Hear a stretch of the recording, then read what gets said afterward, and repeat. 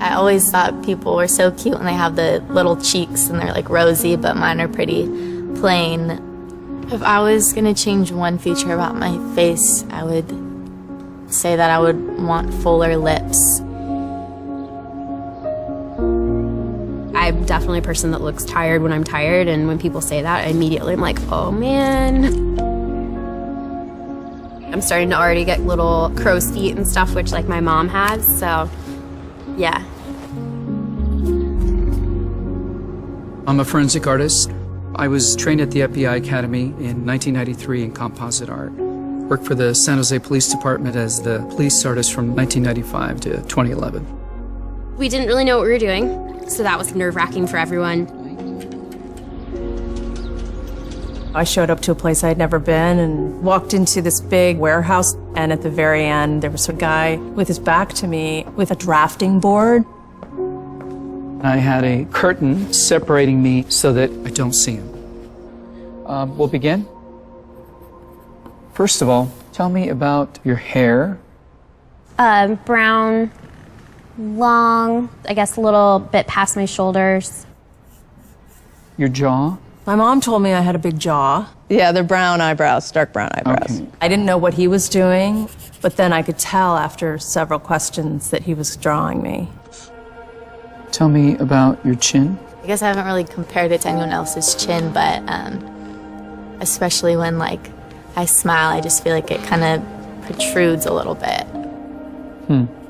What would be your most prominent feature? I kind of have a fat, rounder face. The older I've gotten, the more freckles I've gotten. You sort of realize, oh man, now I have to talk about myself and think about my looks. I'm 40, so I'm starting to get a little bit of the crow's feet thing going on. Once I get a sketch, I say thank you very much, and then they leave. I don't see them. I still didn't know. All I had been told before the sketch was to get friendly with this other woman, Chloe. Today I'm going to ask you some questions about a person you met earlier, and I'm going to ask you some general questions about their face. She was thin, so you could see her cheekbones. And her chin was a nice, thin chin. The women were really critical about moles or scars or things like that, and yet they were describing just a normal, beautiful person. She had nice eyes. They lit up when she spoke and were very expressive. The length of the nose, what is that like? Short. Short. Yeah, cute nose. Her face was fairly thin. She had blue eyes, very nice blue eyes. Okay.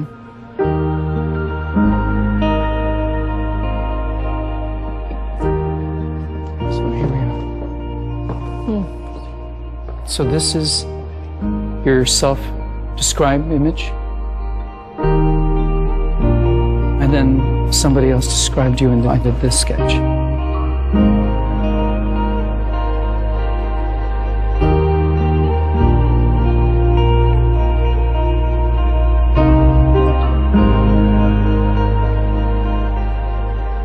I have this whole thing about having dark circles and crow's feet around my eyes, and that was not part of the sketch at all that the stranger did. The stranger's was a little more like gentle.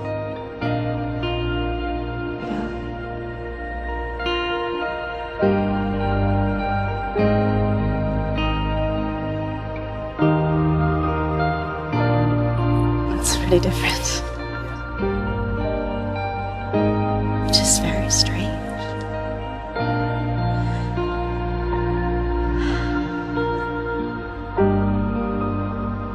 She looks closed off and fatter. She just looks kind of shut down. Sadder, too. The second one is more beautiful. You think they're catching more of that from you? Yeah. She looks more open and friendly and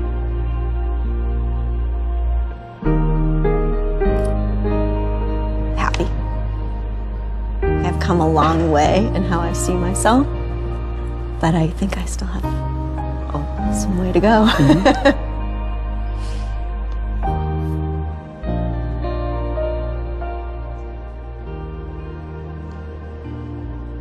have some work to do on myself.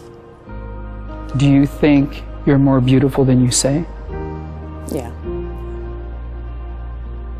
Yeah. Chloe's perception was so clearly different. Her picture looked like somebody I thought I would want to talk to and be friends with, like a happy, light, much younger, much brighter person. It's troubling.